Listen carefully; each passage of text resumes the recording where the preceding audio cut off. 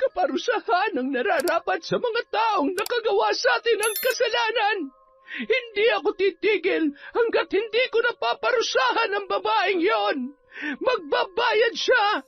Bibigyan ko siya ng alaala na kung makakayanan at mabubuhay siya, ay hindi niya makakalimutan. Toyang, huminahon ka nga! Hindi! Hindi ako hihinahon, Raul. Tingnan mong mabuti ang ating anak. Hindi ko maaatim na hindi siya ipaghiganti. Kagagawan niya ng asawa niyang higad. Lalagyan ko ng higad ang kanyang katawan. Tutal, kauri niya naman yon. Huwag ka mag-alala, anak ko. Pasasakitan ko ang mga taong gumawa nito sa'yo. Ibibigay ko ang parusa na hindi nila makakalimutan. Taon 1989,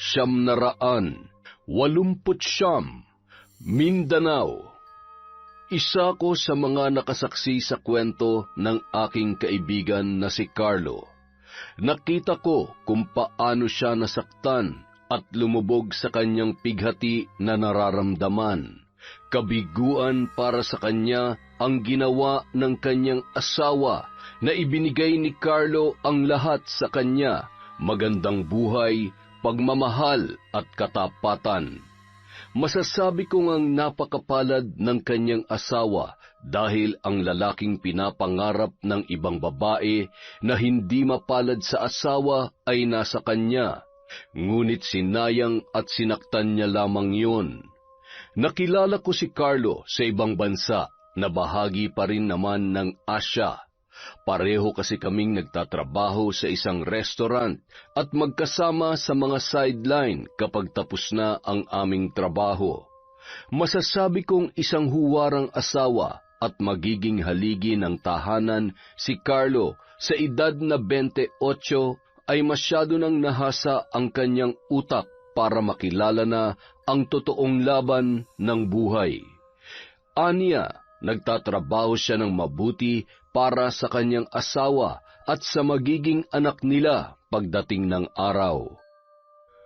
Ay, itong ibang lahi talaga, oo. Mas marami pang chismis nila kaysa sa ginagawa.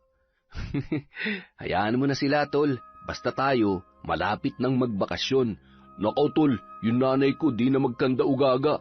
Akalain mo, may ipapakilala daw sa akin na dalaga? Malapit ka na daw kasi mapag-iwanan. Isang numero na lang, wala ka na sa kalendaryo. Wala na nga ako sa Pebrero, tol eh. Hanggang 28 lang yun. Pero di bale, tol, nasa loto pa ako. Pero, tol, sigurado ka ba na pupunta ka sa lugar namin? Oo naman, kaya nga mauna ako sa iyong magbakasyon para masulit ko ang pamilya ko. Basta, text mo ako pag nasa Pinas ka na, ha? Isa pa, ayaw ko pang mag-asawa kaya iiwasan ko yung irereto ni nanay. Nagtawanan na lamang kami nung mga oras na yon. Nalaman ko rin na hindi pa pala alam ng kanyang pamilya na siya ay uuwi na. Nais umano niyang sorpresahin sila. Gusto niya na makita kung may magbabago ba sa kanila. Masaya kaming umuwi sa inuupahan naming apartment. Isang kanto ang pagitan ng apartment ko sa apartment ni Carlo. Minsan ako ang pumupunta sa kanya, minsan siya naman ang dumadalaw sa akin. Hindi nagtagal, dumating na ang araw ng aking pag-uwi. Sinulit ko ang panahon sa aking pamilya. Masaya ko kasi naipagawa na nila ang bahay namin at ang sarili kong bahay kung sakaling bubukod na ako sa kanila. Napawi ang lahat ng pagod ko sa aking nakita at sana ganito rin ang makikita ni Carlo kapag umuwi na siya sa kanila. Nang sa gayon ay mapawi ang lahat ng kanyang hirap. Makalipas ang isang buwan, umuwi na rin si Carlo. Hinintay ko siya sa paliparan at doon na kami magkikita papunta sa kanila sa Mindanao. Noong una ay ayaw ng aking nanay pero sinabi ko sa kanya na gusto ko ring magliwaliw dahil sa ibang bansa wala kaming panahon para sa aming mga sarili. Masaya ko nang kami ay magkita. Masaya rin ako kasi ito ang una na mapapasyalan ko ang Mindanao. Hindi naman ako natatakot kahit nababalitaan kong mayroong mga aswang doon. Isa pa para sa akin, wala naman yung katotohanan at hindi pa napapatunayan. Tol, kumusta? Okay naman, Tol. Ikaw, kumusta ka? Malamang nasasabik ka ng makarating sa Mindanao. Sobra, Tol. Sabik na talaga akong makita ang asawa ko. Nako, alam ko na yan. Tiyak na matinding bakbakan yan. Nagtawanan na lang kaming dalawa hanggang sa dumating na ang oras ng aming pag-alis. Halos nasa 2 oras kaming nasa Himpapawid. Narating namin ang paliparan ng Davao City na noon ay larawan ng isang lumang syudad. Hindi pa masyadong maraming gusali, hindi katulad ngayon na isa na ito sa pinakamaunlad na lalawigan sa buong bansa. Sumakay kami ng bus na maghahatid sa amin sa lugar nila Carlo. Hindi pa sementado ang mga kalsada kaya puro alikabok ang makikita mo sa daan. May mga puno pang matatayog at mga magagandang bulubundukin. Panay ang linga ko sa paligid dahil napakadalang lang ng mga kabahayan na nakikita ko. Para maalis ang aking inip, nagbiro ako kay Carlo na ikinatawa niya naman ng husto. Tol, parang masyadong tahimik tong lugar na to. Hindi mo naman siguro ko ipapalapa sa mga kapitbahay mo sa inyo, no? Loko ka talaga kung ano-anong iniisip mo. Huwag ka mag-alala, mga vegetarian kami. Yun! Para klaro lang ba? Pero tol, totoo bang mga yun? Ewan tol, marami nagsasabi na totoo pero ako tol, sa 28 ko na sa mundo, di pa naman ako nakakakita. Mas naniniwala ako tol sa mga mangkukulam at mambabarang. Di ba? Alam mo na? Oo, naaalala ko. Yung nanay mo, di ba? Pero ang mainam tol, nagbago na siya nang makilalang tatay mo.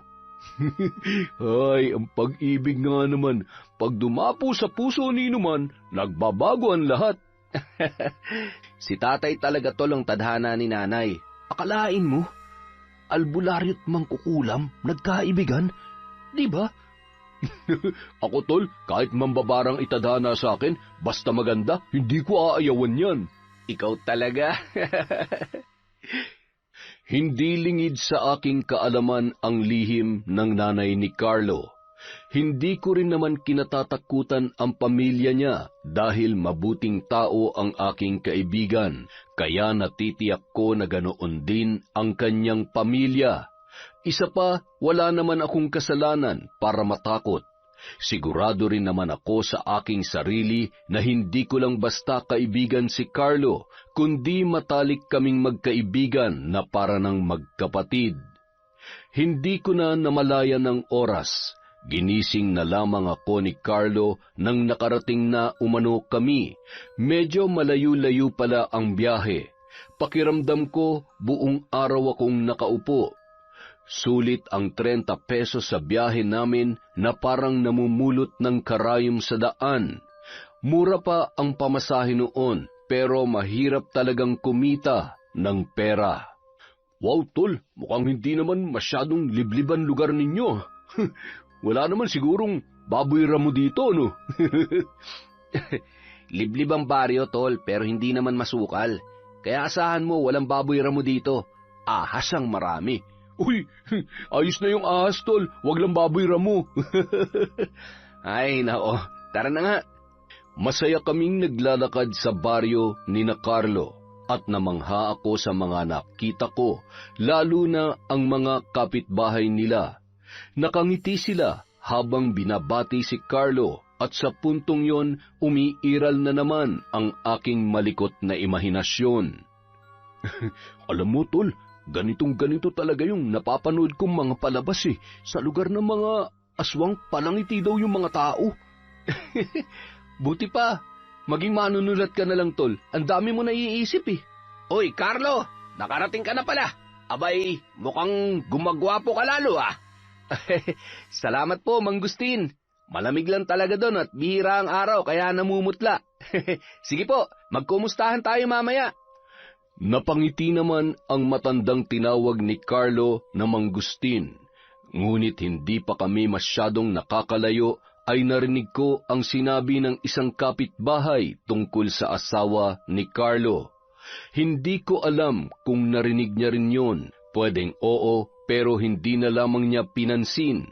Ang sabi kasi ng kanyang kapitbahay, Kawawang Carlo, hindi niya alam na iniiputan siya ng asawa niya sa ulo at ang matalik pa niyang kaibigan ang kalaguyo ng asawa niya. Pinagmasdan kong mabuti ang aking kaibigan. Hindi naman napawi ang kanyang ngiti. Makikita pa rin ang saya sa kanyang muka. Malamang hindi niya narinig ang sinabi ng kanyang kapitbahay. Parang ako patuloy ang sinukluban ng langit at lupa. Parang ako ang asawa ni Sanya dahil ako ang nasasaktan. Ayaw ko naman sabihin kay Carlo ang aking narinig. Dahil ayaw kong masira ang kanyang bakasyon, hahayaan ko na lamang na siya mismo ang makahuli kung sakaling totoo man ang sinasabi ng kanyang kapitbahay. Kahit Bisaya ang salita ay may mga salita namang nauunawaan ko, katulad ng iniputan at kalaguyo na kabit ang ginamit nilang salita. Kahit matalik niya akong kaibigan, may mga bagay talaga na minsan hindi na natin dapat pinakikialaman. Basta ang mahalaga ay hindi mo iiwan ang iyong kaibigan sa oras ng kabiguan. Dinadalangin ko na lamang na sana ay hindi yun totoo, pero alam ko na may katotohanan dahil hindi naman nila sasabihin yun nang walang basehan o hindi nila nakikita. Carlo, anak! Abay, naririto ka na! Raul! Raul! Ang anak mo nandito na! Aba, ikaw nga yan, Carlo! Nay, tay, kumusta po kayo? Mabuti naman anak, mabuti. Ikaw, kumusta ka na? Mukhang pumuti ka yata ng kaunti ah. Maputla lang, tay. Siya nga po pala, may kasama po ako. Si Ricky po, tay, kaibigan ko sa ibang bansa.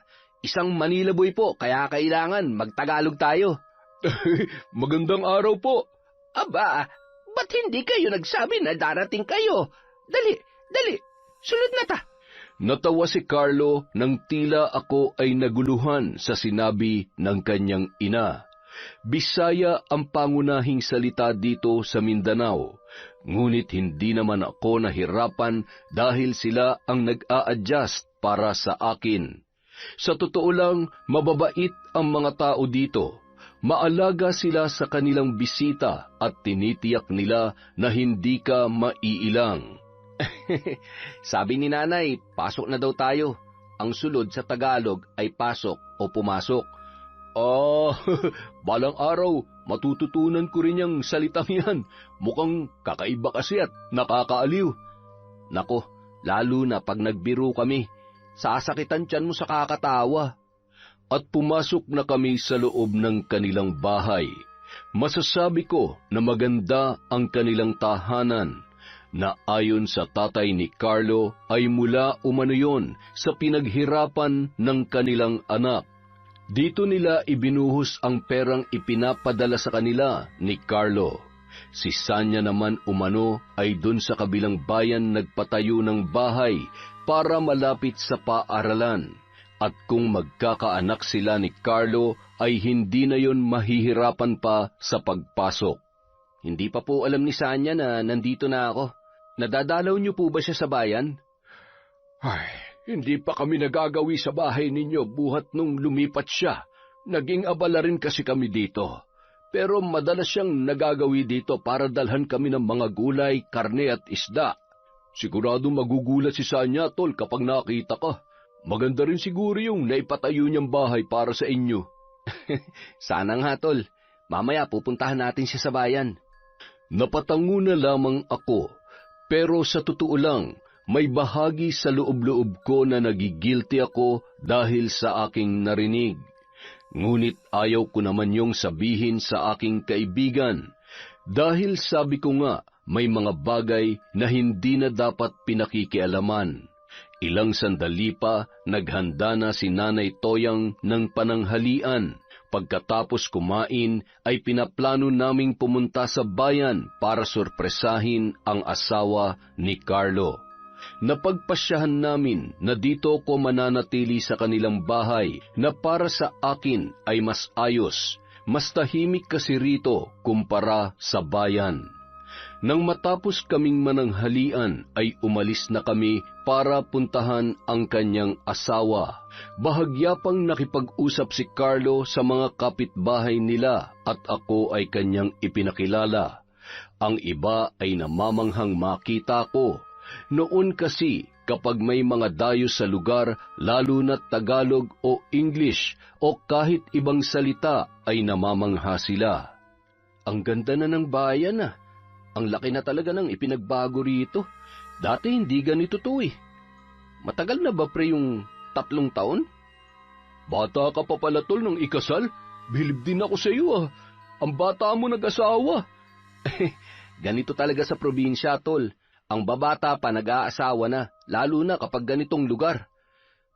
Pero di naman ako nagsisisi tol, kasi mahal ko naman yung pinakasalan ko. Tama ka tol.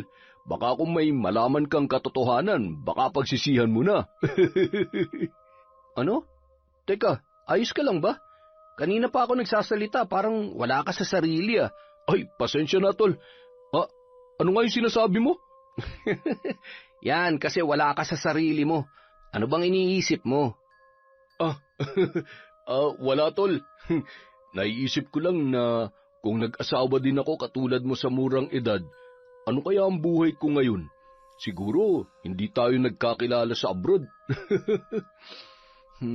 Di rin tol. Tadhana talaga na magkakilala tayo. Natatawa kaming dalawa nang sabihin ni Carlo na nandito na kami sa kanilang bahay. Maganda naman ang kanilang tahanan. Halatang maayos na naipundar ni Sanya ang kanilang naipon. Balita ko kasi may negosyo din sila sa bayan na gulayan, prutasan at isdaan. Bagay na aking hinahangaan sa asawa ni Carlo, kung hindi ko lang sana narinig ang sinabi ng kanyang kapitbahay. Agad kaming pumasok at nagulat ang mga nasa loob nang kami ay makita. Agad na tumayo si Sanya na noon ay nakikipag-usap sa isang lalaki sa sala. Nanlaki ang kanyang mga mata nang makita si Carlo. Ganoon din ang lalaki. Nagulat din yun. Gusto ko sanang sabihin na para silang nakakita ng multo, pero pinigilan ko lamang ang aking sarili. Mahal? Ikaw nga ba talaga yan? Kailan ka pa dumating? Kararating ko lang, mahal. Marcus, pare, nandito ka pala. Napatingin ako sa lalaking nagngangalang Marcus. Ito kaya ang sinasabing matalik na kaibigan ni Carlo. May kaibigan bang inaahas ang asawa ng kanyang kaibigan? Kung totoo ngang may relasyon sila, ibig sabihin, totoo rin na may ahas dito sa kanilang lugar. Oo pre, may pinaayos kasi si Sanya. Pinaayos ko mahal kay Marcus yung tubo ng lababo natin. Mabuti na lang wala siyang pasok ngayon kaya nakisuyo na ako. Kumusta ka na nga pala pre? Kaibigan mo? Napatingin naman sa akin si Sanya. Sakalang din niya napansin na may kasama pala ang kanyang asawa. Hindi ko alam pero iba talaga ang aking kutob. Pakiramdam ko merong namamagitan sa kanilang dalawa. Ayaw kong isipin na kakatapos lang nilang gumawa ng milagro dahil pawis na pawis pa ang lalaki. Oo, kaibigan ko siya sa ibang bansa at taga Maynila siya kaya hindi siya masyado nakakaintindi ng salita natin. Kung magtatagal ka dito, tiyak, maiintindihan mo rin ang Bisaya. Plastic naman nito, sarap bangasan eh. Naku, malaman ko lang na totoong balita, babasagin ko yung pagmumukha mong ahas ka. Oo nga, sabi pa naman ni Carlo na mas nakakatuwa magbiruhang Bisaya. Totoo yan. Pre, dahil nandito ka na, mag-inuman na tayo. magpapakuha ako ng lambanog, ha? Umiinom ka ba ng lambanog, pre? Prehin mo yung mukha mo. Black eye ang kita dyan, eh. Di ko pa nasubukan. Mamaya, subukan natin. Napangiti naman siya at tumango, saka sinabing kukuha siya ng lambanog at babalik. Iniligpit niya ang bag na dala niya, na tila wala naman akong nakita na kagamitan sa pag-aayos ng tubo ng lababo. Nasa kanila ni Sanya ang mga mata ko dahil nais kong makumpirma ang bagay na kutob ko. Yumakap siya kay Carlo at nagpaalam. Kinamayan din niya ako at pagkuway nagpaalam kay Sanya. Hindi nga ako nagkakamali, mayroong namamagitan sa kanila dahil sa paraan ng kanilang tinginan. Makikita sa mata ng lalaki ang matinding pait at selos, habang tila nalulungkot naman si Sanya. Mahal, bakit hindi ka nagsabing darating ka? Di sana nakapaghanda ako ng pananghalian natin. Hindi tuloy ako nakapagluto. Gusto ko kasi talagang sorpresahin ka, mahal. At isa pa, nagtanghalian na kami sa bahay, kaya ayos lang kami. Hindi bale, ipaghahanda ko na lamang kayo ng masarap na hapunan at masarap na pulutan para naman may laman ng tiyan nyo kapag magiinuman na kayo. Salamat, mahal, ha? Kinagabihan, bumalik nga si Marcus kasama ang ilan sa kanilang mga kaibigan. Ipinakilala naman nila ako sa mga yun. Nagsimula ang aming inuman at masaya naman kaming nagkakausap. Ganun pa man, pasimple akong napapatingin kay Marcus na panay ang lingon sa loob ng bahay ni na Carlo. Hindi ako nagpapahalata. Napatingin ako sa mga kasama ko, lahat sila halos ay lasing na. Ako kasi hindi talaga madaling malasing. Malakas ang tolerance ko pagdating sa alkohol kahit na anong alak pa yan. Napatingin ako kay Carlo na lasing na rin. Nagtaka ko dahil hindi naman madaling malasing ang aking kaibigan. Napaisip ako na sa lambanog lang pala siya matutumba. Nasa ganoon akong pag-iisip nang makita kong tumayo si Marcus at nagpaalam para umihi.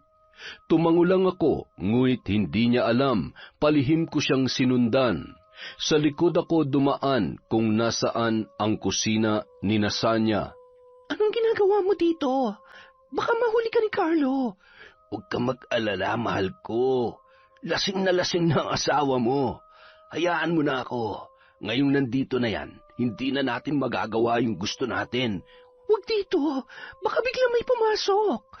Dito na lang tayo para makita mo kung may papasok. Dali na. Sabik na ako sa iyo, eh.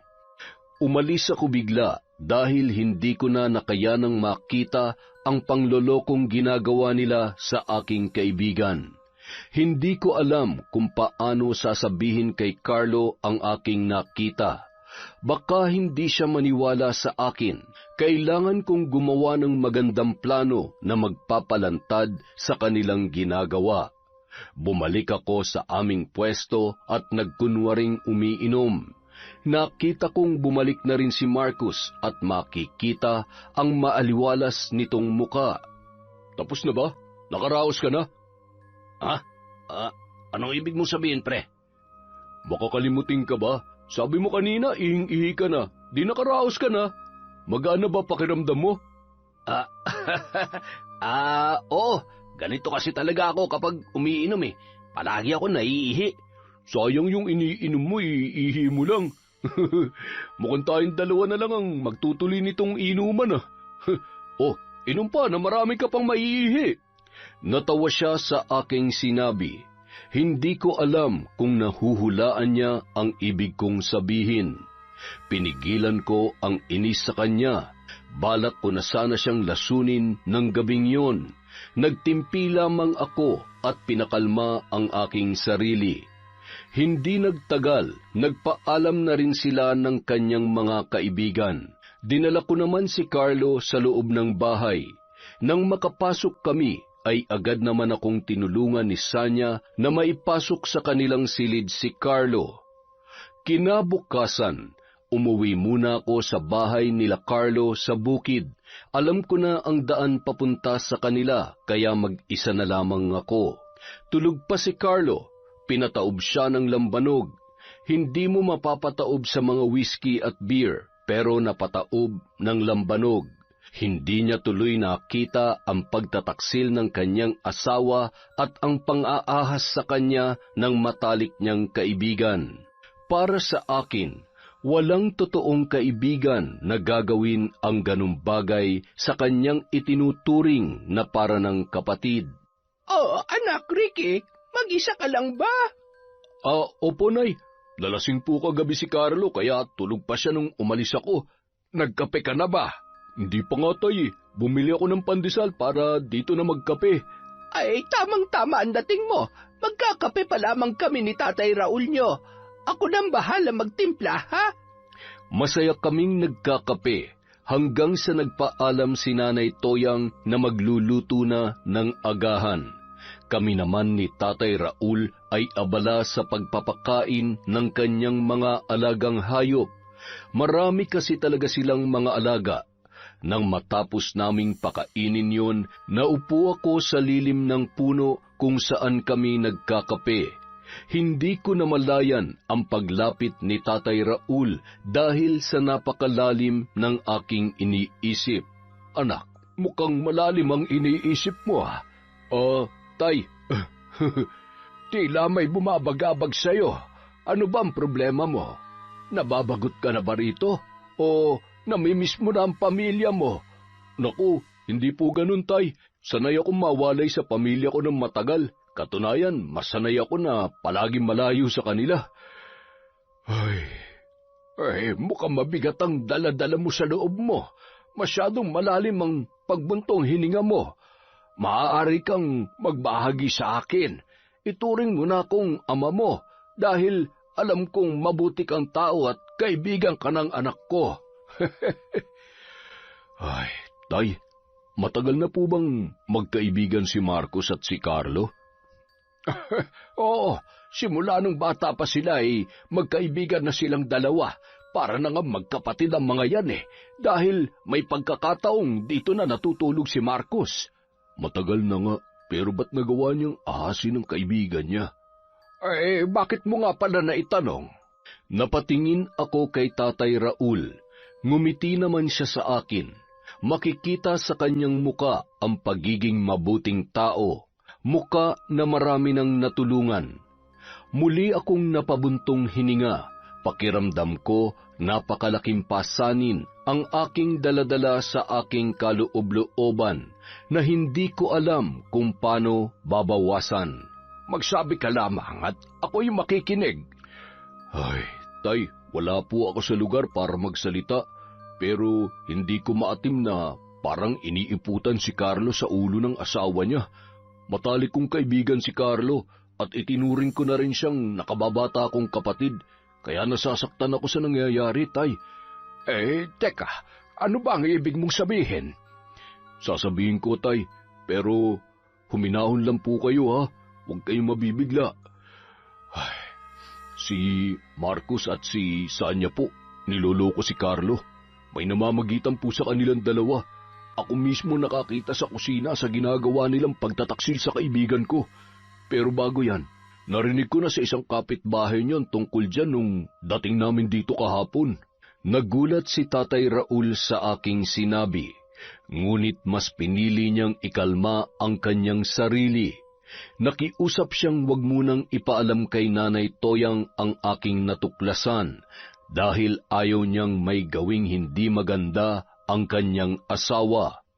Napapatingin naman siya sa akin habang sinasabi ang katagang yun. Hindi na rin ako naggulat kung ano ang kanyang ibig sabihin dahil naiintindihan ko.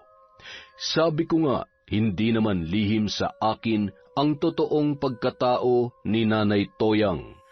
Ilalantad ko ang kataksilan nila, Tay. Hindi ako papayag na parang ginagawa nilang tanga si Carlo. Mabuting tao ang anak ninyo. Hindi niya dapat maranasan ng ganun. Masaya ako, Ricky, dahil nagkaroon ng kaibigan ng aking anak na katulad mo. Nasa ganoon kaming tagpo nang dumating sina Carlo at Sanya, kasama ang walang hiyang si Marcus. Napaisip ako kung gaano ba kakapal ang mukha ng lalaking yun na nagawa pang sumama sa kanilang bahay. Naramdaman kong mahigpit akong hinawakan ni Tatay Raul sa aking balikat. Napatingin ako sa kanya. Napatango pa siya na tila ba sinasabing magkunwari kaming walang alam. Tol, narito ka na pala. Iniwan mo ako dun ah. Nagmano sila nang makalapit kay Tatay Raul. Napahawak pa ako sa kanyang balikat na tila pinapakalma siya dahil nanggagalaiti na siya nang magmano si Marcos at Sanya. Nakita ko namang pigil na pigil si Tatay Raul sa kanyang galit. Nasa ganoong kaming tagpo nang tawagin ni Aling Toyang si Carlo at sabay-sabay silang lumapit kay nanay at nagmano. Tay, kalma lang ha. Akala ko ba huwag tayong magpapahalata? Parang mauuna ka pang manuntok eh. Kalma lang tay. Relax ka lang. Ay, alam ko na ang pakiramdam mo anak. Talaga namang nakakapanggigil nga pala. Iba pala kapag kaharap mo na sila. Oo nga tay, basta huminahon ka lang. May lalantad din natin yan. Sabay pa kaming napatingin kay Nanay Toyang nang tinawag niya kami para mag-agahan. Napatango pa kami ni tatay sa isa't isa at sabay na pumasok sa loob ng bahay. Naabutan pa naming dalawa na nakaupo na ang tatlo kasama si Nanay Toyang. Halina kayo't mag-almusal na tayo. Masaya si Carlo na nagkukwento tungkol sa kabataan nila ni Marcus, kung paano umano naging saksi ang tahanang ito sa kanilang pagkakaibigan. Tawang-tawa naman si Marcus habang pinapakinggan ang kwento ni Carlo. Sa totoo lang, parang gusto ko siyang bangasan nung mga oras na yon. Pakiramdam ko, nag-akyatan lahat ng dugo ko sa ulo dahil sa inis na aking nararamdaman. Nakakatuwang isipin na ang tahanang ito ang piping saksi sa lahat ng karanasan ninyo. Kung makakapagsalita lang sana ang tahanan, no? Para maikwento niya nangyayari sa loob niya, pribado man o hindi. Hindi ba, Sanya? Nagulat sila sa aking sinabi, maliban kay Tatay Raul. Nakita ko namang tila namutla si Sanya, habang si Marcos naman ay tila ba pinagpapawisan. Nasa ganoon silang pagkagulat nang tumawa ko ng malakas at inayos ang aking pagkakaupo. Para malaman natin, Sanya, kung nung kabataan nila napag-uusapan ba nila mga babae o kung sino bang unang naging nobya ng mga babaeng yan. Oo nga. Balita ko, maraming nagkakagusto kay Carlo nung kabataan niya. Nako, si Marcus ang maraming naging kasintahan.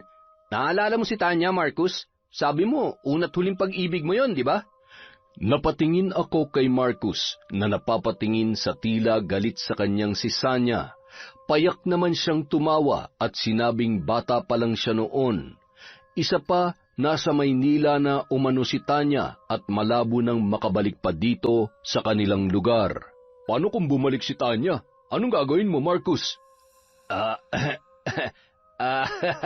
Malabo na yun, pre. Baka nga may asawa na yun eh. Kung sakali lang naman, wala naman sigurong magagalit, di ba? Kaya, halimbawa lang naman, may magagalit ba, pre? Ay, wala naman.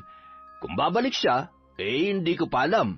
Depende siguro sa sitwasyon. Nang matapos kaming mag-agahan, sinabi ni Tatay Raul na kung maaari ay dito muna mamalagi si Sanya sa kanilang bahay. Tutal, 3 naman ang kanilang kwarto. Para naman mas makasama nila ng matagal si Carlo bago bumalik ng ibang bansa para muling magtrabaho. Sa una, nag-aalangan si Sanya pero kalaunan ay pumayag din yon. Makahulugan pa kaming nagkatinginan ni Tatay Raul. Maya-maya, nagpaalam na si Marcus at sinabing babalik na lamang sa ibang araw. Inaya niya pa kami na muling mag-inuman. Sa isip-isip ko, lalasingin niya na naman si Carlo para makaskor na naman kay Sanya. Isang araw, umalis si Sanya papunta sa bayan. Aniya, may kukunin lang siyang damit dahil halos basa lahat ng kanyang kasuotan. Paanong hindi mababasa? Nilabhan niya kahit hindi naman labahin. Para-paraan talaga para lamang siya ay makatakas. Pumayag naman si Carlo at sinabihan niya pa ito na huwag magtatagal at huwag magpapaabot ng dilim. Nang makaalis na ang babae, inaya ko naman si Carlo kinahapunan na pumunta sa bayan at mamili ng mga ulam. Sinabi ko pang sakto lang din at isabay na namin pabalik si Sanya. Pumayag naman siya at umalis na kami. Tila ba hulog din ng langit na naroon ang kanilang mga kapitbahay na nagkukwentuhan. Kawawa naman si Carlo, no? Napakabuting tao pero niloloko ng asawa. Naramdaman kong bumagal ang lakad ni Carlo na tila ba nakikinig sa usapan ng kanilang mga kapitbahay. Tinanong ko pa siya kunwari bakit mabagal siyang maglakad at sinenyasan niya lang ako na huwag maingay. Naku, hayaan mo na. Malalaman din niya ni Carlo. Ang mabubuting tao, hindi pinababayaan ng Diyos. Mahuhuli niya rin niyang sina Marcos at Sanya. Nagulat na lamang ako nang dali-daling sumakay sa karosa ng kalabaw si Carlo. Hindi pa uso ang tricycle sa kanila nung panahong yun. Kung hindi ka sasakay sa karosa ng kalabaw, ay maglalakad ka ng 30 minuto bago makalabas sa baryo. Pagkatapos ay sasakay ka ng padyak papunta sa bayan, na kung tatakbuhin mo ay mauuna ka pa siguro na makarating sa iyong patutunguhan. Depende na rin sa pagpadyak ng nagmamaneho nito. Pagdating namin sa bahay ni Sanya ay mas tumindi pa ang usap-usapan na kung si Carlo umano ang kanyang asawa ay kaano-ano naman nito si Marcos na siyang pinakikilala ni Sanya na kanyang kinakasama. Napakuyom ang kamao ni Carlo at dali-daling pumasok sa loob ng bahay. Diretso sa kwarto nilang mag-asawa at maging ako mismo ay naggulat sa tagpong aming nasaksihan. Mga hayop kayo! Napakasasama nyo! Hayop ka, Marcos! Traidor ka! Carlo, mahal! Hayaan mo ko magpaliwanag! Lumayo ka sa akin! Nakakadiri ka! Paliwanag? Ano pang ipapaliwanag mo, Sanya? Rinig na rinig namin ang lahat. Dito nyo pa ginagawa mismo sa pamamahay ko na pinaghirapan ko sa ibang bansa? Ang kapal ng mukha mong malandi ka! Kung anong ganda at amo ng iyong muka, punong-puno lang pala ng pagbabalat kayong pagkatao mo. Nakakadiri ka! Tama na, pare! Pare? May gana ka pang tawagin akong ganun? Kapal naman ang mukha mo. Ahas ka, Marcos. Itinuring kitang kaibigan at para ng kapatid. Pero ito pang igaganti mo sa akin sa lahat ng kabutihan ko? Ang sabi ko, bantayan mo, hindi mo ahasin. Mga hayop kayo. Ang sasama nyo. Lumayas kayo dito. Layas! Carlo, mahal ko, patawarin mo ako. Nangungulila lang ako sa'yo. Carlo! Bitawan mo ako. Nandidiri ako sa'yo. Nangungulila? Sanya, nasa malayo din ako. Pero kahit kailan hindi ko ginawa sa yung ginawa mo sa akin. Wala kang kwenta. Carlo, mahal ko. Tama na, Sanya. Ang mabuti pa ay bigyan mo muna siya ng panahon. At ikaw namang gago ka. Etong sa'yo. Kulang pa yan sa kagaguhan mo. Hinabol ko si Carlo, ngunit hindi ko na siya makita. Kinabahan ako dahil baka kung ano ang gawin niya sa kanyang sarili. Panay sigaw ko na parang naghahanap ng batang nawawala. Hindi ko na alam kung ano ang aking gagawin. Isang padyak driver ang nagsabi na hinatid niya si Carlo sa may ilog. Kaya dali-dali akong sumakay sa kanya para magpahatid din doon. Mainam na lamang at may kabataan pa ang nagmamaneho, kaya mabilis ang kanyang pagpapatakbo. Nanlaki ang mga mata ko nang makita ko si Carlo sa tabi ng ilog na wari ko'y magpapakalunod. Kaya dali-dali akong bumaba, pati ang padyak driver ay bumaba na rin. Carlo! Carlo! Tol! Tol, hayaan mo na ako mamatay. Tol, hindi silang dahilan para tapusin mong buhay mo. Kung magpapakamatay ka, para mo na rin sinabing talo ka, Tol. Niloko nila ako, Tol. Ang sakit! Niloko nila ako! Carlo! Bakit ka tumalon? Carlo! Hihingi na sana ako ng tulong nang biglang tumalon ang padyak driver at dali-daling sinagip si Carlo na sa kabutihang palad ay di pa nalunod ng husto. Inuwi namin si Carlo, maging ang kanyang mga kapitbahay ay nag-alala nang makita siya na parang lantang gulay at basang-basa dahil sa pagtalon sa ilog. Ay, Diyos ko! Carlo! Anak! Ano nangyari sa'yo? Iniakyat ng mga kapitbahay ang nananamlay na si Carlo habang panay naman ang iyak ni Nanay Toyang. Tay, natuklasan po ni Carlo ang lahat. Muntik na siya magpakamatay. Tumalon po siya sa ilog. Ay, ito na nga ba ang kinakatakutan ko? Tiyak akong hindi papayag ang Nanay Toyang mo na hindi makaganti. Sabay pa kaming napatingin sa bahay nang biglang nagsisigaw sa iyak si Carlo. Maging si Nanay Toyang ay napapasigaw na rin. Nagkatinginan pa kami ni Tatay Raul bago umakyat sa taas. Nakasalubong pa namin ang mga pababang kapitbahay. Anak, ano ba nangyari sa'yo? Napaano ka ba? Hayop. Mga hayop sila. Mamatay na kayo, mga hayop kayo. Mamatay na kayo. Anak, Carlo, huminahon ka. Ano ba nangyari? Ricky, anong nangyari sa kanya? Napayuko na lamang ako nang magtanong si Nanay Toyang. Sa halip na sumagot, ay humikbi na rin lamang ako ng palihim. Sa totoo lang, marami akong kinatatakutan noong mga oras na yun. Natatakot ako na baka makagawa ng kasamaan si Nanay Toyang na alam kong isang mabuting tao. Alam ko kasi, maliban sa kwento ni Carlo, ang mga kapitbahay din ang nagpapatunay na isa siyang mabuting tao sa kabila ng pagkakaroon niya ng itim na kapangyarihan. Ayon sa kanila, wala pa namang sinasaktan si Nanay Toyang sa kanyang mga kapitbahay. Madalas pa nga silang tulungan noon sa tuwing sila ay may karamdaman sa pamamagitan ni Tatay Raul. Nagtutulungan sila na manggamot ng mga taong kinulam ng kapwa mangkukulam at mambabarang ni Nanay Toyang. Gusto ko na mamatay. Hayop ka, Marcos. Tinuring kitang kaibigan pero inahas mo ko. Bakit ang asawa ko pa? Bakit? Nanlaki ang mga mata ni Nanay Toyang nang marinig ang sinabi ng kanyang anak. Makikita mo sa kanyang mga mata ang gulat at pait sa narinig.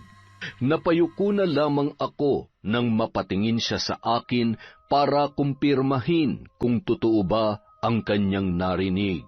Totoo ba ang sinabi ng aking anak? Ricky, umamin ka sa akin. Pinagtaksilan ba siya ng kanyang asawa at ni Marcos? Nanay Toyang, opo, totoo po yun. Mga hayop na yon. Humanda sila sa akin. Asawa ko, Toyang.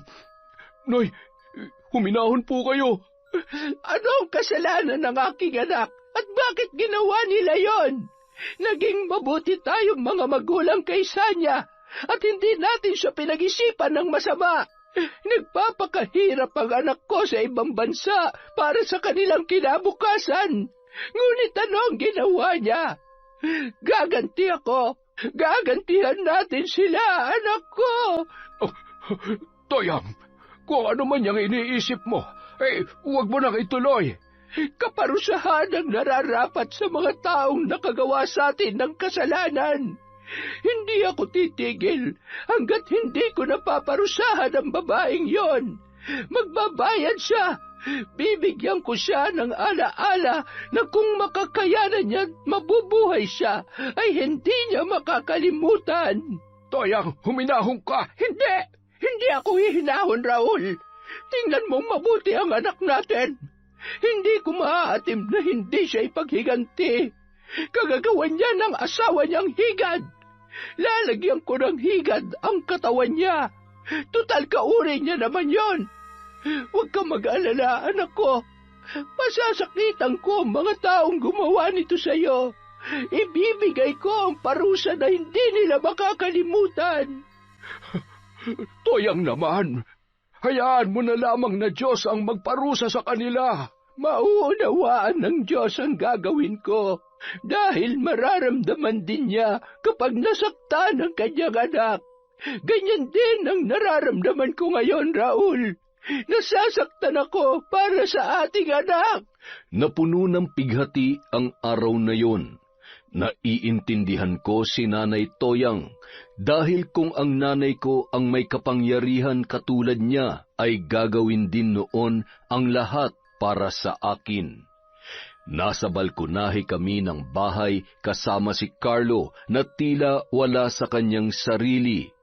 Palagi lang itong umiiyak at nauunawaan ko kahit hindi ko pa nararanasan ang magmahal, ay naiintindihan ko ang sakit na kanyang nararamdaman. Nasa ganoon kaming tagpo nang biglang dumilim ang kalangitan. Napatayo pa ko habang pinagmamasdan ang paligid. May namumuong maliliit na kidlat sa likod ng maitim na ulap. Napatingin ako kay Mang Gaston nang siya ay magsalita. Kapitbahay siya nila Carlo na naroroon sa bahay nila nanay nung mga oras na yon. Ginising nila ang natutulog na dyablo sa loob ni Toyang. Alam mo ba, Ricky, mas mahirap galitin ang mga mababait na tao dahil kapag sila ay nagalit, napakabangis. Narinig ko ng malinaw ang bawat katagang binibigkas ni Nanay Toyang mula sa isang silid na ipinagbabawal niyang aming pasukin. Maririnig ang kanyang sigaw sa aming kinaroroonan mula sa loob ng kanyang kinalalagyan. Diyos ng kadiliman, dinggin mo ang panawagan ng iyong abang lingkod. Pakinggan mo ang pagsusumamo ng puso ng isang inang nasasaktan. Ito ang aking alay. Ipagkaloob mo lamang ang aking hiling. Pahirapan mo ang 2 taong nagtaksil sa aking anak. Malalakas na kulog at kidlat ang namayani sa buong paligid. Napayuko kami ni Mang Gaston sa takot na baka tumama ang kidlat sa aming kinaroroonan. Sinabi ni Mang Gaston na wag munang tatayo dahil mapanganib pa. Hinila ko naman si Carlo na sa mga panahong yon ay panay pa rin ang iyak. Mga higad ang ipapadala ko sa katawan ni Sanya. Tuwing sasapit ang 6:00 ay susuka siya ng higad na halos kanyang ikamatay. Dinggin mo, Diyos ng kadiliman, ang aking pagsusumamo. Sa tuwing sasapit ang 6:00, susuka ng sinulid ang lalaking si Marcos. Hindi mapuputol at titigil sa paglabas ang sinulid hanggang sa matapos ang 6:00. Dinggin mo, Hari ng Kadiliman. Dinggin mo ang iyong abang lingkod. Halos mapasigaw kami at ang iba pang mga kapitbahay nang biglang may tumamang napakalakas na kidlat sa isang malaking puno. Sinabayan pa ng nakakatakot na tunog ng kulog na akala mo'y bilyong tambol ang pumupukpok sa langit. Dumilim bahagya ang paligid na sinabayan pa ng malakas na hangin. Ilang minuto rin ang itinagal noon at bigla ring lumiwanag. Nagkatinginan pa kami ni Mang Gaston nang maging maaliwalas na ang buong paligid. Maya-maya dumating si tatay na hingal na tila galing sa pagtakbo. Ay, nagawa niya na, Raul.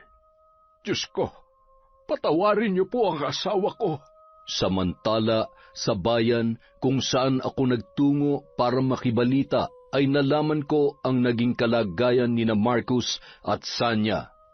Ayon sa mga kapitbahay ay nagsusuka umano si Marcus ng sinulid tuwing sasapit ang 6:00. Ang duda nila ay kinulam ang binata.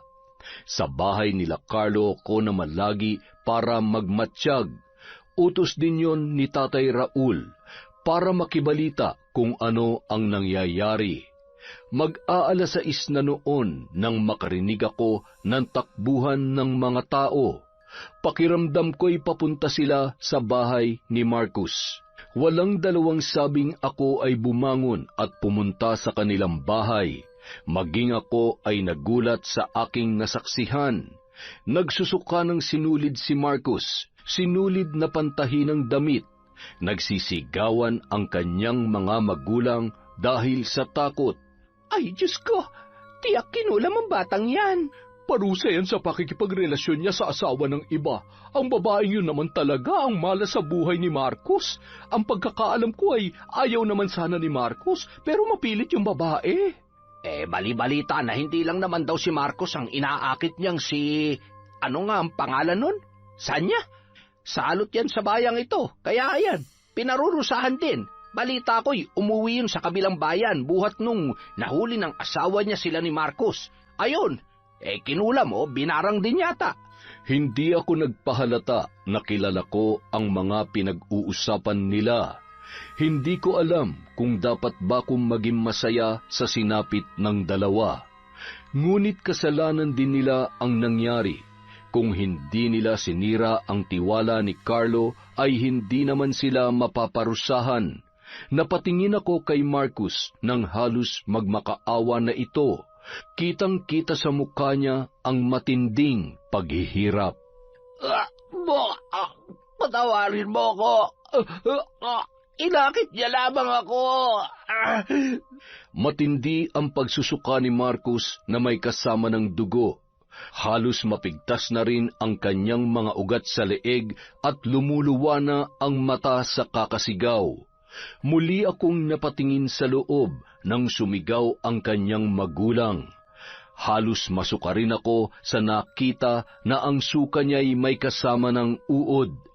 Ang kanyang balat ay lumulobo na akala mo ay may lalabas na kung anong insekto.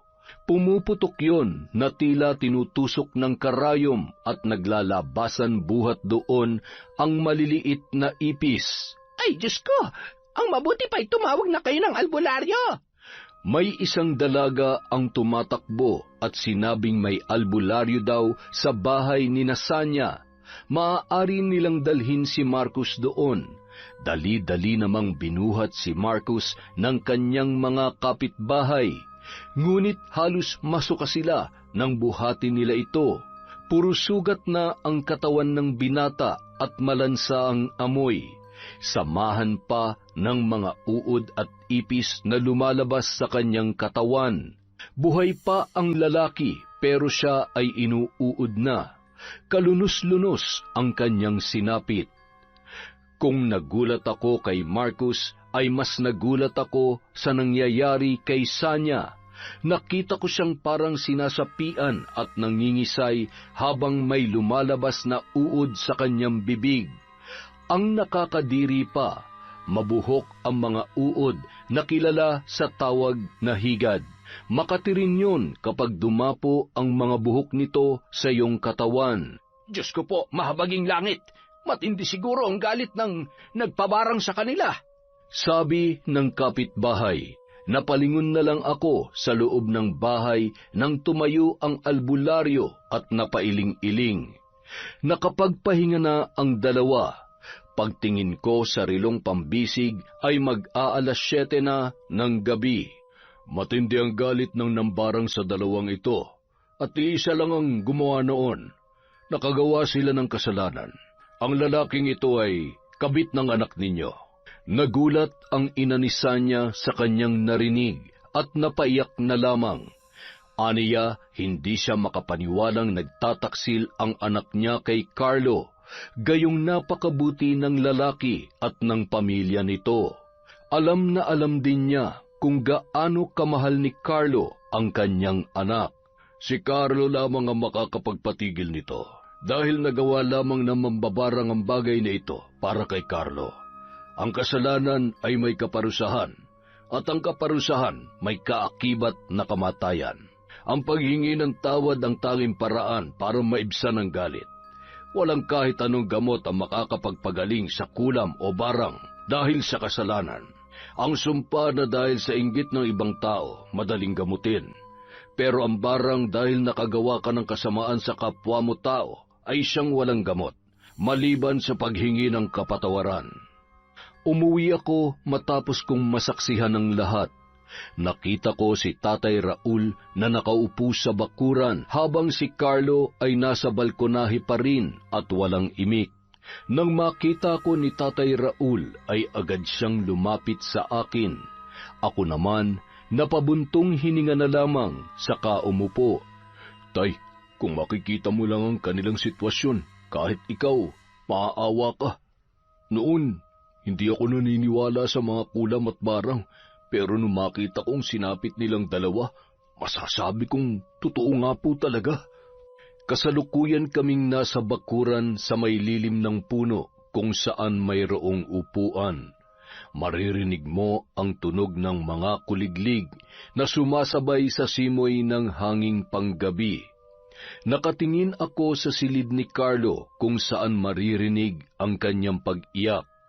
Nararamdaman ko ang sakit na kanyang dinaranas nung mga panahong yun. Ang barang na dulot ng kasalanan, anak, ay mahirap gamutin, lalo na kung ang pinasakitan mo ay isang mabuting tao. Yan din po ang sabi ng albularyo. Kapatawaran lamang ang natatanging paraan. Ay, nako, Ricky, naway wag magbago ang pagtingin mo sa iyong nanay Toyang. Mabuti siyang tao, mapagmahal na asawa at ina. Nagawa niya lamang ito sapagkat mahal na mahal niya si Carlo. Nag-iisa lamang namin siyang anak. Tay, nasa ibang bansa pa lang kami ni Carlo. Alam ko na mabuting tao si nanay. Kayong dalawa, nakikita ko ang kabutihan ninyong dalawa kay Carlo. Naging madamdamin ang usapan namin ni Tatay Raul. Nagpasalamat siya sa akin sapagkat nauunawaan ko si Nanay Toyang. Paano ko ba huhusgahan ang isang ina na ginawa lamang ang bagay na yun para sa kanyang pinakamamahal na anak? Kinabukasan, muli akong nagtungo sa bayan para magmatsyag. At habang tumatagal, lalong nagiging kalunos-lunos ang sinasapit ng dalawa. Ayon sa ibang kapitbahay, mas matindi pa ang nangyari kay Sanya sapagkat ang mga higad ay lumalabas na sa kanyang pribadong katawan. Tila nanginig ako sa aking narinig, lalo na kung paano nila ilarawan ang impit na sigaw ng dalawa dahil sa sakit. Umuwi ako at naabutan ko si Carlo sa hardin. Nagpapahangin doon ang aking kaibigan. Napangiti siya nang ako ay makita at ganoon din ang aking itinugon sa kanya. Masaya kong makita na kahit papaano ay nakakangiti na siya kahit ramdam ko pa rin ang pait sa kanyang mga mata. Kinumusta niya ako at tinanong kung saan ako nanggaling. Gumuhit sa aking muka ang lungkot at pangamba na kanya namang ikinabahala. Tol, bakit? May problema ba? San ka galing? Sa bayan, Tol. Sa bahay ninyo. Naroon pa ba yung mga hayop na yon? Si Sanya, nandun pa ba siya? Wala na, Tol. Pero baka isang araw mabalitaan mo na lang. Paglalamayan na sila. Ha? Anong ibig mong sabihin? Anong paglalamayan? Hindi mo alam? Hindi. Ano ba yun? Wala ako sa posisyon na magsalita, Tol. Mainam na ikaw na lang ang makakita. Tara sa bayan. Umalis kami ni Carlo para puntahan sina Sanya. Panahon na siguro para siya ang makakita.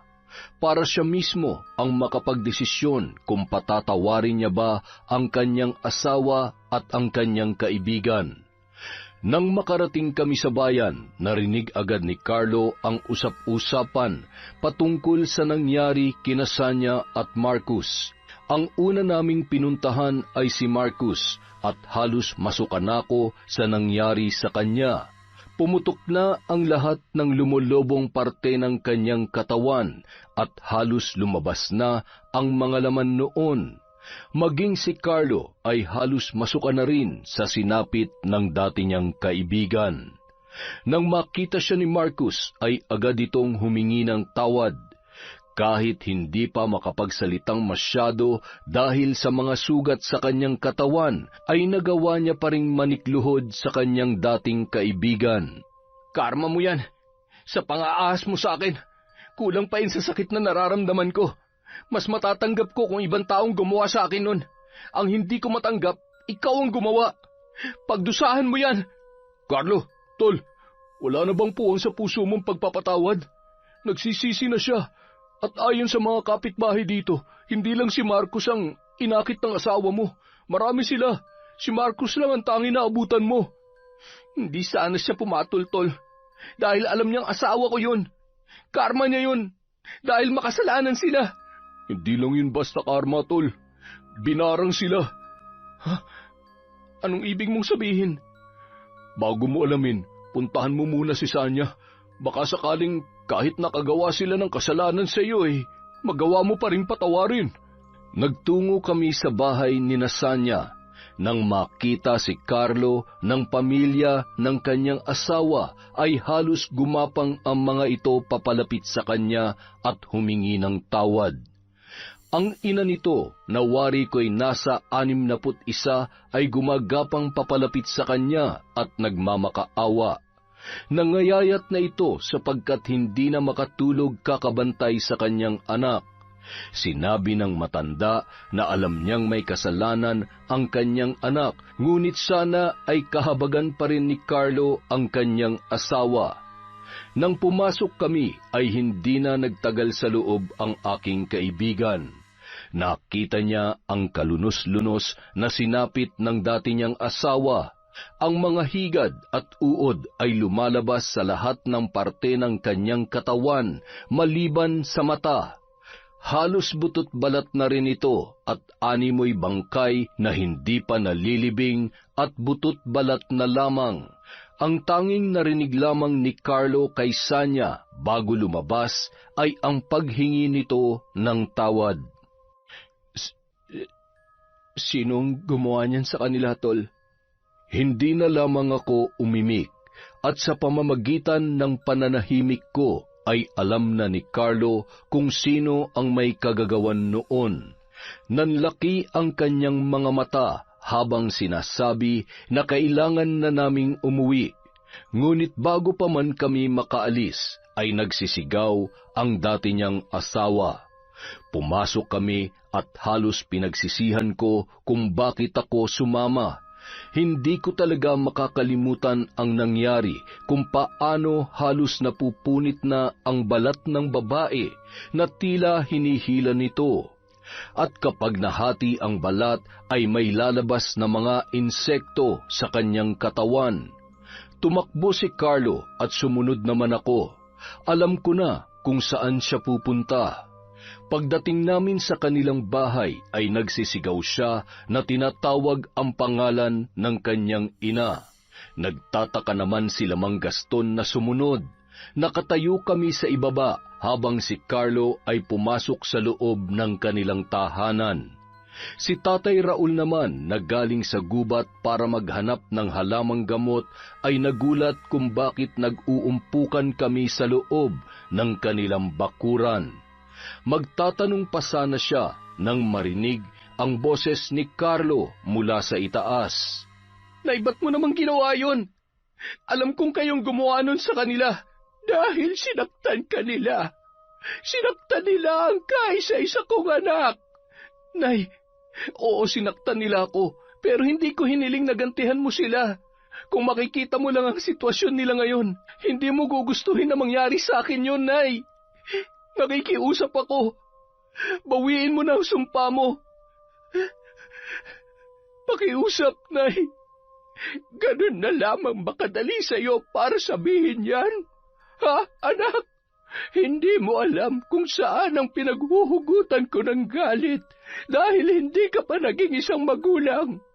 Kapag magulang ka na, ay mauunawaan mo ang lahat. Nay, huwag mo nang ilubog ang sarili mo sa kasamaan. Darating ang panahon, iiwan niyo rin ako. Nanaisin mo ba na habang buhay akong usigin ang konsensya ko dahil ako ang dahilan kung bakit niyo nagawa yon? Nay, nasaktan lang ako, pero hindi ako namatay. Babangon din ako, Nay. Mahirap pero kayang-kaya ko to. Pagdating ng araw, tatawanan ko na lamang ang sakit na nararamdaman ko ngayon. Pero ang pamilya ng binarang ninyo, hindi nila makakalimutan kung ano ang nangyari sa kanilang mga anak. Yan ang mabuti. Ang magdusa sila dahil sa kalokohan ng kanilang mga anak. Nay, ano ka ba? Wala ba kayong takot sa Diyos? Dahil sa galit binabalot na ng kasamaan ng puso ninyo. Kayo pa ba nanay ko? Parang hindi na. Nay, nakalimutan niyo na ba? Nasa kabila ng pang-aasar sa akin noon na anak ako ng mambabarang, si Marcos lang ang tanging tao na hindi natatakot sa inyo. Isa siya sa nakikipagbasag ulo para lang ipagtanggol ako sa mga kalaro namin noon. Oo, nagalit ako sa kanya dahil sa nangyari. Pero hindi ko hinangad na mangyari sa kanyang bagay na yon, Nay. Ang taong unti-unti mong pinapatay dahil sa galit mo. Ang taong minsan nakipagpatayan para maipagtanggol ako sa mga taong hinuhusgahan ako. Kaya kahit gaano kalaki ang pagkakasala niya sa akin, hindi ko hihilingin kailanman na tapusin ang buhay niya. Narinig kong umiyak noon si Nanay Toyang, kaya umakyat kaagad si Tatay Raul para tingnan ang kanyang mag-ina. Bawiin niyo na ang sumpa, Nay. Kung gusto niyo pa ako makita. Anak, alisin niyo na yung itinanim niyo sa kanilang katawan. Pakiusap. Hindi kayo mapapatawad ng Diyos sa ginagawa ninyo, Nay. Kaya kung hindi niyo yun aalisin, isipin niyo na lamang na kasama nila akong mamamatay dahil hindi na ako magpapakita pa dito kahit kailan. Carlo, anak. Anak, Carlo! Hindi na sila nilingon ni Carlo at dali-dali itong bumaba. Hinawakan ko pa siya sa braso para pigilan. Para sa akin, nanay pa rin niya si Nanay Toyang at masasaktan ito sa kanyang gagawin. Tol, wag naman ganito. Tol, ito lang ang tanging paraan na naiisip ko para lumambot ang nanay ko. Magtiwala ka sa akin. Carlo, anak ko! Carlo! Nauunawaan ko ang gustong ipahiwatig ni Carlo noong mga oras na yon. Marahil sa ganitong paraan niya mapapakalma ang kanyang ina. Alam niya kasi napipiliin siya ni Nanay Toyang kaya ganun na lang ang kanyang kondisyon. Para sa akin, matalinong hakbang at malakas ang kutob ko na mas pipiliin ni Nanay Toyang si Carlo. Toyang, pakinggan mo ang anak natin. Mas gugustuhin ko pang mamatay na lamang kesa hindi siya makita. Pakiusap asawa ko. Nay, alam ninyo, sa ibang bansa pa lang alam ko na kayo'y mambabarang. Walang nililihim sa akin si Carlo, ngunit ang pagiging mambabarang niyo ay hindi naging dahilan para layuan ko siya. Kasi alam kong mabuti kayong mga magulang dahil nakikita ko ang kabutihan niyo kay Carlo. Toyang, patawarin mo na sina Marcos at Sanya dahil natitiyak kong napatawad na sila ng anak mo. Kung hindi pa niya napapatawad ang dalawa, hindi niya gagawin ang makiusap na alisin mo na ang sumpa sa kanila. Nay, tanggalin niyo na po ang sumpa. Si Carlo na lamang po ang isipin ninyo.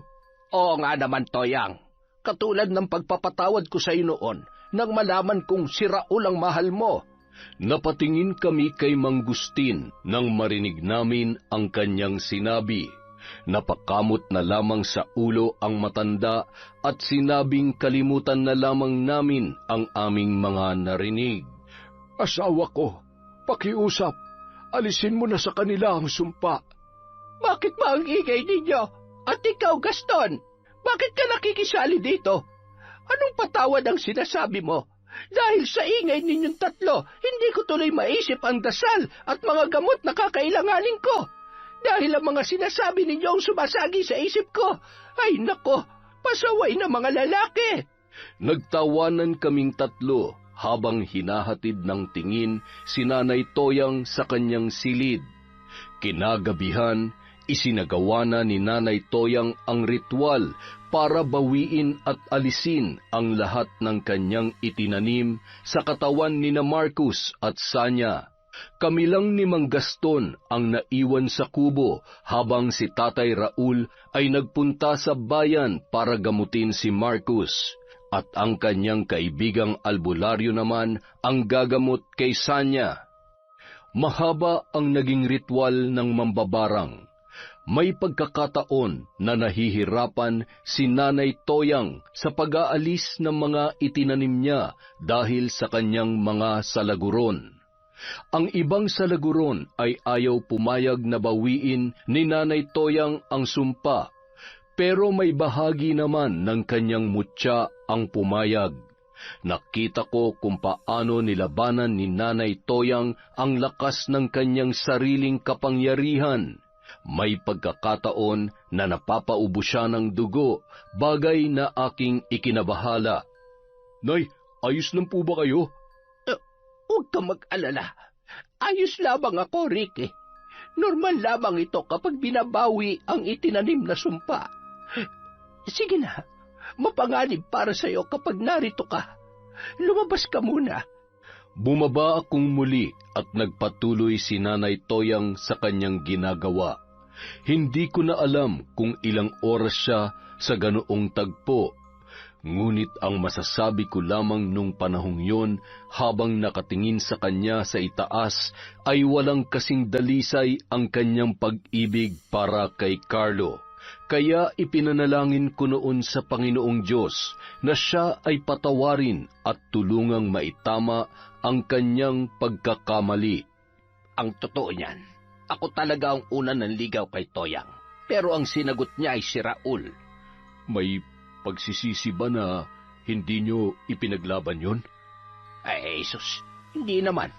Kasi nakilala ko naman ang aking asawa na mas maganda pa kaysa kay Toyang. Masaya naman ako at si Raul, nakatagpo niya na isa ding mabuting tao. Yun lang naman ang mahalaga. Kaya ikaw, pag natuto ka na magmahal, piliin mo yung taong mabuti. Napangiti na lamang ako sa sinabing yon ni Mang Gaston. Saka ko ibinalik ang aking tingin kay Nanay Toyang na abala sa kanyang pagriritual. Sana matapos na ang kaguluhang ito at magkapatawaran na sila nang sa ganon ay mawala na ang problema ng buong pamilya. Nang matanggal na ni Nanay Toyang ang kanyang mga itinanim, gumaling na sina Sanya at Marcos. Bagaman hindi pa nila nababawi ang kanilang lakas, ay nagpunta sila sa bahay ni na Carlo para harapin ang buong pamilya nito. Ako naman nakikinig lang sa kanila, tahimik na nagmamatsyag. Ako na po ang una magsasalita. Carlo, patawarin mo ako sa ginawa ko. Alam ko na walang kapatawaran na nagawa ko sa iyo. Nagpadala ako sa pangungulila ko. Alam ko na naging tapat ka sa akin. Ako lang ang hindi naging tapat sa ating relasyon. Patawarin mo na ako. Hindi mo kailangan lumuhod. Hindi naman ako Diyos para gawin mo yan. Hindi. Hayaan mong gawin ko to. Dahil sa ganitong paraan ko mababayaran ang ginawa ko. Hayaan mo ako, pakiusap, Carlo. Magalit ka sa akin, kasuklaman mo ako, sumbatan mo ako, para maibsan lahat ng sakit na nadarama mo. Tatanggapin ko lahat ng masasakit na salita. Dahil alam ko kulang pa yan sa lahat na nagawa ko at idinulot ko sa'yo. Sanya, tama na. Tumayo ka na. Oo, masakit ang ginawa mo. Ninyo ni Marcos. Hindi agad-agad mawawala ang sakit na yon. Ngunit ang galit ay wala na. Panahon lang ang makapagsasabi kung kailan maghihilom ang sugat na idinulot ninyo. Ganyan talaga ang buhay. Hindi lahat ng panahon masaya. Patawarin mo rin ako sa ginawa ni nanay. Nagawa niya yun dahil sa pagmamahal niya sa akin. Nagawa niya din yun dahil hindi niya akalain na magagawa mo sa akin yun. Pinagkatiwalaan niya kayo ni Marcos at minahal na parang mga anak dahil alam niyang mahal kita at mahalaga sa akin ang pagkakaibigan namin ni Marcos. Hindi, Carlo. Nauunawaan ko si nanay. Wala siyang kasalanan. Ako lang ang may kasalanan. Alam ko na mabuti siyang taong ngunit dahil sa akin, napukaw ang galit niya. Nauunawaan ko si nanay. Nay Toyang, alam kong hindi niyo ako mapapatawad. Pero humihingi pa rin po ako ng tawad. Sorry po sa mga naidulot ko sa inyo. Patawarin niyo po ako, Nay. Kayo rin po, Tay. Sorry po sa inyo. Pinapatawad na kita, anak. Dahil alam kong napatawad ka na ni Carlo. Hayaan mo ang panahon ang maghilom sa sugat ng puso ko. Balang araw ay mapapatawad din kita. Pero sa ngayon, hindi ko pa kaya yon, Sanya. Nauunawaan ko po kayo. Maghihintay po ako na dumating ang araw na yon. Pagkatapos ni Sanya ay lumapit naman si Marcos. Inalalayan pa siya ng kanyang kapatid dahil nang hina siya dulot ng kanyang pangangayayat. Nakakahabag ang kanyang kalagayan. Pare, Carlo, hindi ko alam kung saan ako magsisimula. Alam ko na kulang pang nangyari sa akin para maging kabayaran sa kasalanan ko. Pero patawarin mo ko. Tol, patawad. Alam ko hindi sapat ang salitang yun para mabayaran ko ang ginawa ko sa iyo. Napatingin na lamang ako kay Carlo. Makikita ko sa kanyang mga mata, hindi ang galit, at hindi rin siya naaawa. Nakatingin lang siya sa kanyang kaibigan. Hindi ko alam kung tama pa bang sabihin kong kaibigan o baka dating kaibigan na lamang. Nanatili lang siyang nakatingin sa umiiyak na si Marcos, hanggang sa napaluhod na rin ang lalaki. Sinayang ko naging samahan natin. Nagpadala ako sa tukso. Kung may pinagsisisihan man ako sa buhay ko, yun ay ang sinira kong tiwala mo at ang pagkakaibigan nating dalawa. Nagkamali ako, Tol. Patawarin mo sana ako. Tumayo ka. Hayaan nating ang panahon na lang ang siya maghilom sa lahat ng sugat na meron tayo. At ikaw, Sanya, alam ko na kahit magkabalikan tayo, hindi mo pa rin kakayanin kapag nalayo ako. Kaya mainam na palayain na lamang kita at tapusin na lamang natin ang lahat. Nakita ko ang sakit sa mga mata ni Sanya nang marinig ang sinabing yon ni Carlo. Pero mas pinili niyang yumuko, umiyak at tumango na lamang dahil nakikita ko rin na buo na ang desisyon ng aking kaibigan. Mahirap sa akin ang desisyong ito, Sanya. Pero alam mo yan, dahil alam mo rin kung gaano kita kamahal. Panahon na para mahalin ko rin ang sarili ko. Magpagaling ka, ibalik mo ang iyong lakas at magsimula ka muli. Kung mahal mo si Marcos, sana'y siya na ang huli. Maging tapat ka sa kanya, dahil kahit hindi siya naging tapat sa pagkakaibigan namin, naging tapat siya sa pagmamahal niya sa iyo. Ako, magsisimula akong muli at babangon muli. Babalik ako sa ibang bansa at doon ko bubuuin ang aking sarili. Pero, Carlo, kasal tayo sa mata ng... Hindi, Sanya. Pag-iipunan ko ang pagpapawalang bisa sa kasal natin. Nang sa ganun, pareho na tayong maging malaya. Ilang sandali pa, tumayo na si Carlo at umalis. Kami naman ni Nanay Toyang ay sumunod na lamang sa kanya. Alam kong mahirap para kay Carlo ang lahat. Mahirap dahil ipinaubaya niya ang alam niyang mahalaga sa kanya. Walang iba kundi si Sanya. Walang araw noon na hindi niya ikinukwento sa akin ang kanyang kasintahan. Halos buong araw na lamang si Sanya ang laman ng aming usapan. Kaya alam ko kung gaano niya ito kamahal at kung gaano kahalaga para sa kanya. Pagdating namin sa bahay ay nag-usap kami nila Nanay Toyang. Isang madamdaming pag-uusap na hanggang sa kasalukuyan ay aking naaalala. Mga alaala na hindi ko makakalimutan dahil nakita ko kung gaano nila kamahal ang isa't isa. Anak, patawarin mo sana si Nanay. Hindi ko sinasadya na magawa ang bagay na yon. Mahal na mahal kita dahil ikaw ang nag-iisa naming anak at ikaw ang pinakamahalagang regalo na natanggap ko. Dahil sa iyo, nalaman ko ang tunay na kaligayahan at kahulugan ng buhay.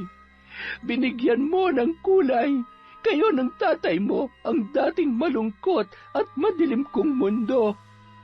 Patawarin mo sana ako. Patawarin mo si Nanay. Alam ko, Nay, na nagawa mo lamang yun dahil sa pagmamahal niyo sa akin. Nauunawaan ko po kayo. Dahil bata pa lang ako, alam ko na kung gaano niyo ako kamahal. Patawarin niyo ako, Nay. Dahil sa akin nakagawa kayo ng kasalanan na hindi niyo dapat ginawa. Mahal na mahal ko po kayo ni Tatay. Mahal na mahal ka rin namin, anak. Baka naman gusto niyo akong isali dyan. Nandito rin po ako. O siya, halika na nga. At dumating na ang araw ng pag-alis namin ni Carlo. Malungkot man, ngunit nangako kaming magbabakasyon ulit. Naging madamdamin ang aming pag-alis at maging ako ay naging malungkot din. Napamahal na rin kasi sa akin sina Nanay Toyang at Tatay Raul, maging ang mga mababait nilang kapitbahay na medyo may kakatihan ang dila. Dahil sa lugar na ito, natuto ako sa maraming bagay. Makalipas ang 1 taon, ibinigay na lamang ni Carlo ang bahay niya sa bayan kina Sanya at Marcos.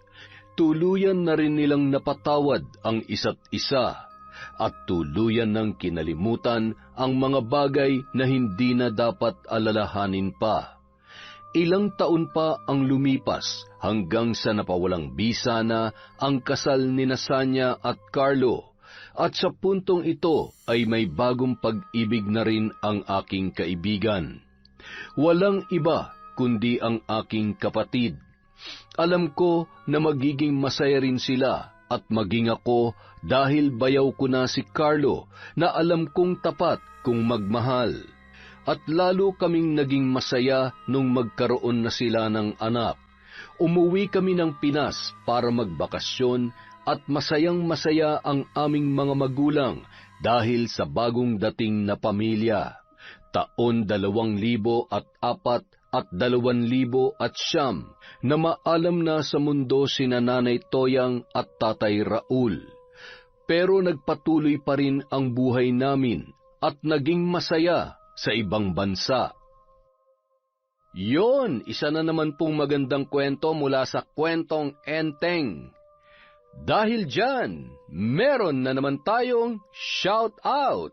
Simulan po natin kina Maria Grace at Roberto Grefaldia. Hi po kay Lady Dam.